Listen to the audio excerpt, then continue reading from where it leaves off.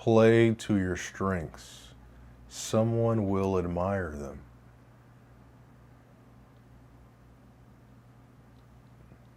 You guys hear that? The breeze, the background.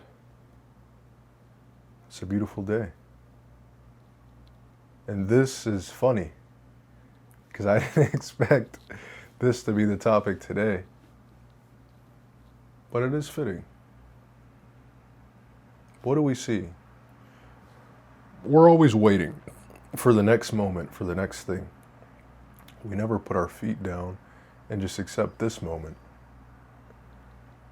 And accept that it will never be perfect.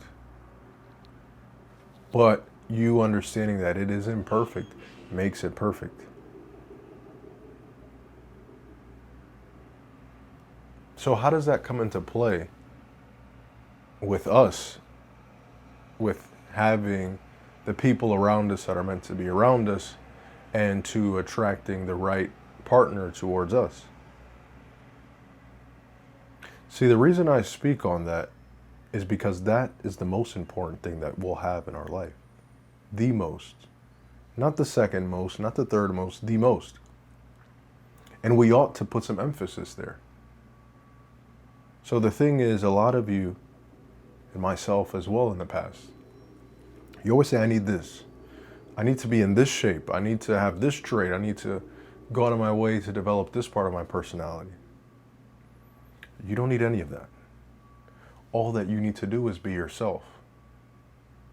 Because ultimately, people always say, oh, there's no soulmates. There's no soulmates in this. However, God saw the creation of you, and He created your partner as well. Can you have good partners? Sure. Can you have great ones? Sure. But you can only have one best, because to be the best means that there's one. And so, yes, you have a best possible partner. And in my view, that's your soulmate. Now, you need to do certain things in order to meet each other. You need to be prepared for that union. Because the idea is when you guys meet, that's it. Divorce shouldn't be a word that really we even use as people who believe in God. It's a pagan word, in my opinion. People who joke about, oh, I'm going to leave her, or I'm going to leave him if they do this. Those are worldly relationships. If you want a worldly relationship, then please click off now, my brother or sister. And then come back to know that I don't want that for you. So let's go. So how tall are you? Just be honest. No one here. Just my room. Some clothing here, set up here, a bed here. There's no one here. Be honest. Okay, 5'9". So, I mean, okay.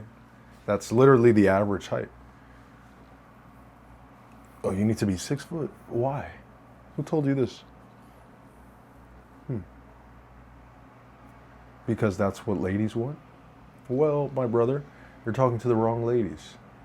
Because any lady that would only date a man because of a certain height isn't a lady that you need to be dating. It's the same as a lady who says, I would only date this guy if he has this hair like this. And if he doesn't have hair, or if he has this hairstyle, I couldn't date him.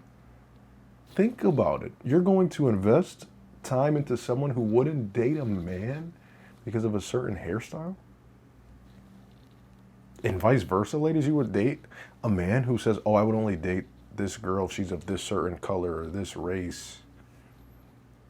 You're going to give everything up to that person because their whole ideology of life is based on something out of someone's control.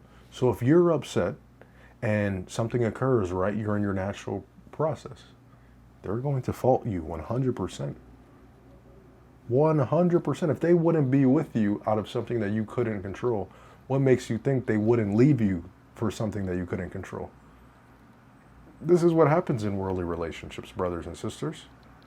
Why do you think less than 1 in 3 people, less than 1 in 3, do you guys get that? Less than 1 in 3 people will have a marriage, and one marriage for the rest of their life in worldly relationships. I mean, you can't make this stuff up. It's similar to, unfortunately, in certain communities where there's a prevalence for fathers to not be present, right? There's a 7 in 10 prevalence of fathers not being there. And this is tough. This is the world we live in. I mean, it's the equal thing. You have a third of a chance in certain communities to have a father present, and you have less than a third of a chance of being in a marriage that will last a lifetime. Think about that. This is the world we live in now. Our world doesn't have the problems of yesteryear when there were wars coming. You had to be a swordsman. That's why that verse in the Bible exists. Pick up your sword, brother. That's what they had to do. Do we have to do that? Not yet. Will there be a day? I hope not, but ultimately we should be prepared. And so, with that being said, with the swords, it goes back to our relationships. Yes, you should be prepared for the partner that God has ordained for you, and only you. Because see, I'm not your partner, you're not my partner. Unless you're my wife, and there's only one of you watching. And if that's you, it's an honor to be the person God has ordained for you as well. And now see, that's me, that's one individual. But in your case, maybe your partner is watching the video, right? Maybe he is. Maybe you both are hearing this information at the same time. And you both say, well, what am I worried about? Oh, I need to be this tall. I need to have this hairstyle. I need to do this cosmetic enhancement. When, what does it matter if every single person, if there's 7.7 billion people on Earth, if 7.6999 billion think you are the most horrendous and hideous person in the world ever, but that one person believes you're not and you're the love of their life, what does it matter what they think? It doesn't matter. Because if you're with God, you know that your partner's coming. If that's what God has bestowed onto you, that affinity for love, you have a partner. Unless you're ordained for the priesthood or you're ordained to be consecrated as a lady, you have a partner, my friend. So be prepared. If you're someone who is of smaller stature and you just see this, oh, my height, but brother, I'm sure maybe you have beautiful eyes, right? Maybe you have nice eyebrows. And why do I say this? Because every single person has someone, even people who are deformed, which of course it's difficult, right? But even they, on the inside, have the utmost beauty. People who tend to have the most physical abnormalities, if they are in tune with God, will have a spirit that is just something like you've never encountered. And you forget about the physical because their inner person is so beautiful. And ultimately in a relationship, that last time, that's what matters. That is what matters. The internal. Understand this. I know you're going to the gym, and ladies, please don't go to the gym and wear these bikini tracksuit things, because I go to the gym and that's what I see. And I kid you not, there are times I don't like to go to the gym because there are literally ladies who are just revealing everything. And it's just like, brother or sister, I'm not here to watch porn in person. I only want to see one lady in not much clothing. You know what I mean? Side tangent, but that's the reality. And men, groom up, go to the gym, understand that you should be prepared. You don't know when you will encounter your person, right? With this being said,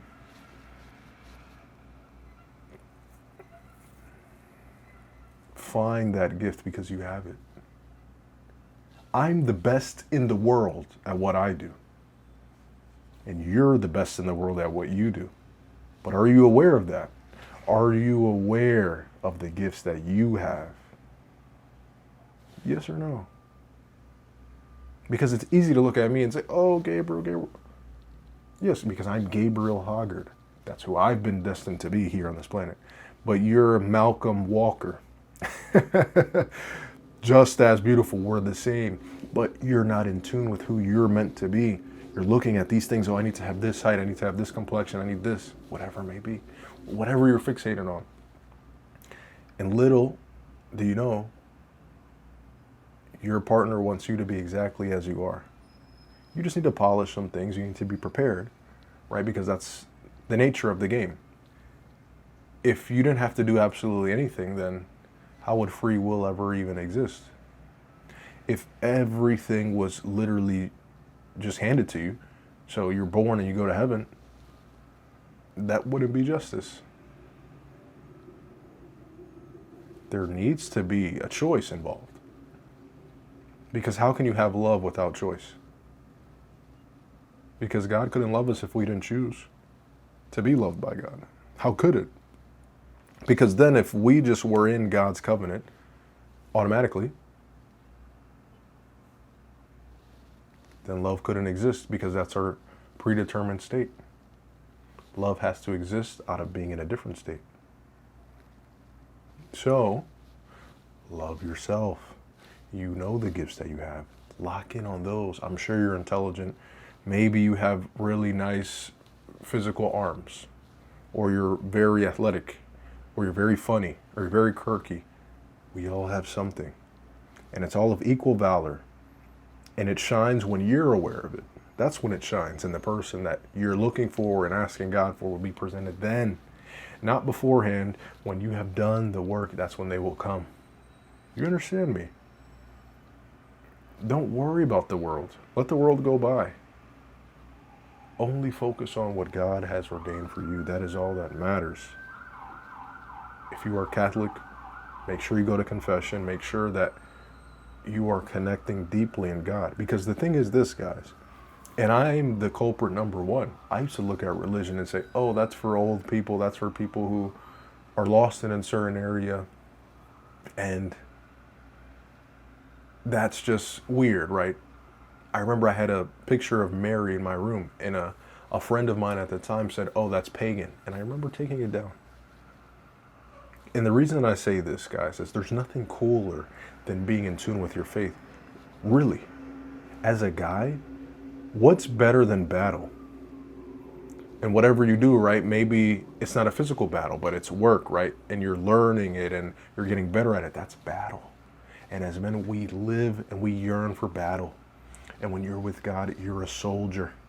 The strength that you have is insurmountable for evil men.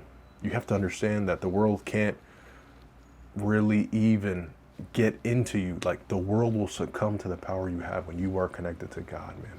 Literally. It's so cool. Ladies that are connected to God, there's nothing more attractive than that. I will tell you as a man, I can walk into a gym. I can walk anywhere. And maybe there's a group of 10 ladies. And 9 of them have this bikinis on. Maybe they have the best physical bodies in the world, right?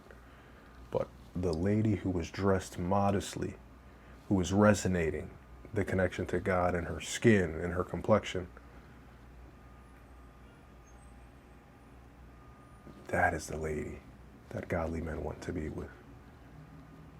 And ultimately, your experience on this life will be made or broken by the partner you're with. So understand that. Focus on your gifts. Focus on what you have. You have so much to give to the world. Don't let the world tell you that you're not valuable or you don't have something, because you do. And it's rooted deeply internally entrenched within you. Believe that. Trust in God. Get closer to God. Everything else will follow. The riches, the success, the partner, everything. Focus on God and your world will completely change. Let's go, guys.